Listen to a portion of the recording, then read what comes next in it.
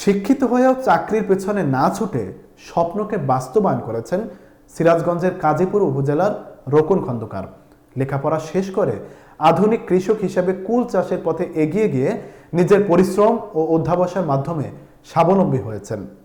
উপজেলা কৃষি অফিস জানিয়েছে, তারা প্রয়োজনীয় পরামর্শের পাশাপাশি কুল চাষে পূর্ণ সহযোগিতা প্রদান করবে। সিরাজগঞ্জ জেলা প্রতিনিধি আজিজুল ইসলামের তথ্যচিত্রে ডেস্ক রিপোর্ট। রোকন খন্দকার, যিনি একসময় চাকরির জন্য নিরন্তর চেষ্টা করেও সফল হতে পারেননি। উচ্চ মাধ্যমিক পাশ করার পরও চাকরি না পেয়ে হতাশ ছিলেন তিনি। তবে বন্ধুর পরামর্শে জীবনের গতিপথ বদলে নেন। প্রায় 5 বছর আগে মাত্র 2 বিঘা জমিতে কুল চাষ শুরু করেন।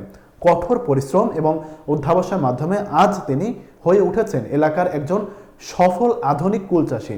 তার বাগানে রয়েছে ভারত সুন্দরী ও বল সুন্দরী জাতের কুল। পরে আমি চাকরির জন্য হয়তো একটু চেষ্টা করি, কিন্তু ভালো মানের চাকরি হয়তো এই সার্টিফিকেট দিয়ে হয় না। সে বিধায় আমি চিন্তা করি যে তাহলে কি করা যায়। আমার এক ফ্রেন্ড কুল চাষ করে, তার সহযোগিতা বা পরামর্শ নিয়ে আমি কয়েক বছর যাবত আমি এখানে কুল চাষের শুরু করি। তো এখান থেকে আমার মোটামুটি ভালো স্বাবলম্বী। আমি কুল চাষে আমি অনেকটাই লাভবান হয়েছি। মনে হয় এবছর আমি আরো লাভবান হব, এরকম আশা আছে। আগে এখানে আপেল কুলের চাষ হতো, কিন্তু বর্তমানে এখানে আমি ভারত সুন্দরী, বল সুন্দরী এই আপেল আপেল চাষ না করে আমরা এই বল সুন্দরী আর ভারত সুন্দরী চাষ করতেছি বর্তমানে। এখানে আমার 2 বিঘের একটু উপরে জমি আছে। এই বছরে আমি 30,000 টাকার উপরে বিক্রি করা হয়েছে। হয়তো 2.5 লক্ষ টাকার মতো সামনে আমি বিক্রি করার আশা। দেশে অনেক বেকার যুবক আছে, তারা যদি এরকম কুল চাষে আগ্রহী হয়, তাদের জমি যদি থেকে থাকে, তাহলে এখান থেকে তারা অনেকটাই লাভবান হবে। থেকে আমাদেরকে শুধু পরামর্শ দিয়ে থাকেন। হ্যাঁ, কিন্তু আমরা চাচ্ছিলাম যে যদি সরকারিভাবে কোনো অনুদান, যেরকম কীটনাশক বা সার এরকম যদি বিনামূল্যে আমরা হয়তো পেতাম, তাহলে হয়তো আমরা আরো লাভবান হতে পারতাম, সামনের দিকে যেতে পারতাম। আর এখানে সরকারি সহযোগিতা আমাদের একটু দরকার, কারণ অনেক সময় অনেক রোগ জীবাণু আসে, ওনারা আসে আমাদেরকে পরামর্শ দেয়, আমরা তাদের পরামর্শ নিয়ে চলি। হ্যাঁ, ওই যে ক্যারেট যে আছে, ক্যারেটে আমরা সাজাই নিই, বড় সাইজ করি, ছোট সাইজ করি। বড়টা বেশি দামে বিক্রি হয়, ছোটটা একটু তার চেয়ে কম দামে বিক্রি হয়। এইভাবে আমরা বাজারজাত করি।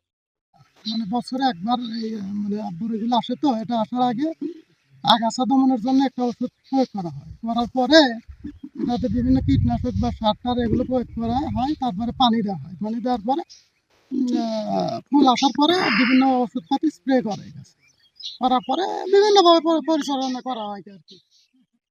এবছর 2 বিঘা জমিতে কুল চাষে তার মোট খরচ হয়েছে 50,000 টাকা। এর মধ্যেই তিনি 30,000 টাকার কুল বিক্রি করেছেন। বাগানে এখনো যে পরিমাণ কুল রয়েছে তা থেকে তিনি 2 লাখ টাকার বেশি আয়ের আশা করছেন। সঠিক সময়ে কৃষি অফিসের প্রয়োজনীয় সহযোগিতা পেলে আগামীতে আরও বড় পরিসরে কুল চাষের পরিকল্পনা রয়েছে তার। কৃষি অফিস থেকে কারিগরি পরামর্শের পাশাপাশি প্রয়োজনীয় সহযোগিতার আশ্বাস দেন উপজেলা কৃষি কর্মকর্তা মোহাম্মদ শরীফুল ইসলাম।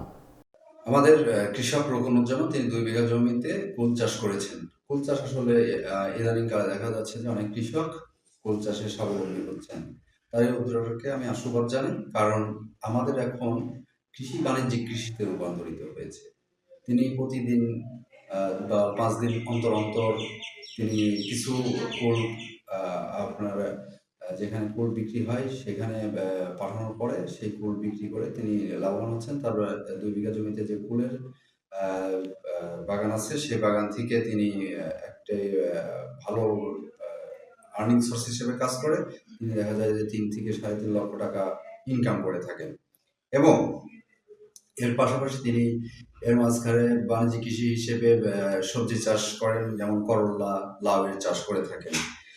আমাদের কৃষি অফিস থেকে তাকে আমরা টেকনিক্যালি যে পরামর্শগুলো আছে সেই কারিগরি পরামর্শগুলো প্রদান করে থাকি। আর যদি আমাদের এরপরে কোনো প্রদর্শনী হিসেবে কোনো ফলজ বৃক্ষের প্রদর্শনী আসে, তাহলে সেক্ষেত্রে আমরা তাদেরকে দেওয়ার চেষ্টা করব, এবং সে যেন তার এই কুল বাগানটাকে আরো বড় করতে পারে। আর আমাদের যে নতুন কুল চাষীদের সম্পর্কে আমি বলতে চাই, যারা কুল চাষী তারা এখন কুল মানুষের মধ্যে, বাংলাদেশের মানুষের মধ্যে একটি জনপ্রিয় ফল, সিজনাল ফল হিসেবে তারা খেয়ে থাকে, এবং এই ফল থেকে জ্যাম জেলি প্রস্তুত হয়ে থাকে। এবং একটি ভালো দাম পাওয়া যায়। এবং দেশি বড়ুইয়ের ক্ষেত্রে বলা যেতে পারে যে এটা এখন আচার হিসেবে খুব ভালো চাহিদা তৈরি হয়েছে মানুষের মধ্যে।